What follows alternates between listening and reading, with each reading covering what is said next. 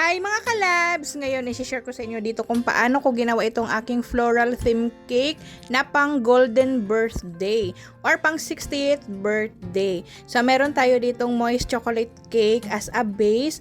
Then, marami na akong business dito na nagpapakita kung paano ako nag-frosting at naglagay ng filling sa ating cake at paano ako nag-stack dito. So, ito yung aking mga previous video.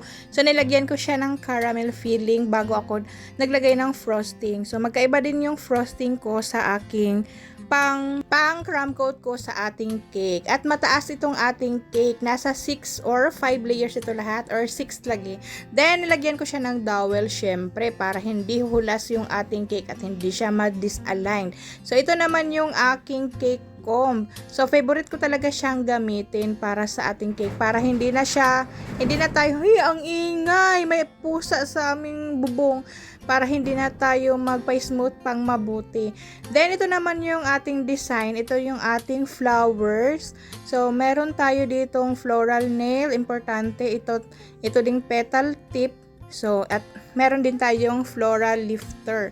So, panoorin nyo lang itong ating mga video dito at meron din akong live video kung paano ko ito ginawa. Then, yung strategy lang dito, dapat hindi masyadong malabnaw yung ating frosting para hindi siya melted at tatayo talaga ang inyong flour. Kasi kapag malabnaw yung ating frosting na paggamitan sa ating flour ay hindi siya agad tatayo. Mahihirapan kang mag-pipe.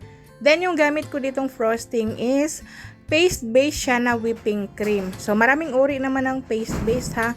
So, pasensya na talaga may pusa sa aming bubong.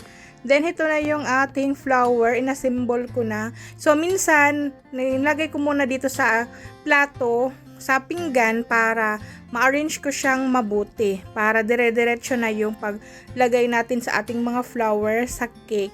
At hindi na tayo mahihirapan pang mag-pipe. So, hayan. At sa pag-achieve naman ng ganitong kulay, so kinumbine ko lang yung color na brown at saka kulay yellow para magkaroon tayo ng golden color.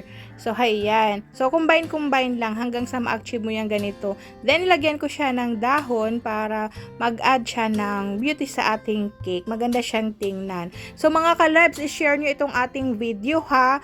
Huwag kalimutang mag-like at mag-share sa ating video para may chance manalo ng worth 1,500, 1,000, or 500 na baking tools from ML Cub Shop. So, isa sa mga nag-sponsor sa ating ang ML Cub Shop sa Love Cakes. Magbibigay sila ng gift voucher. Okay.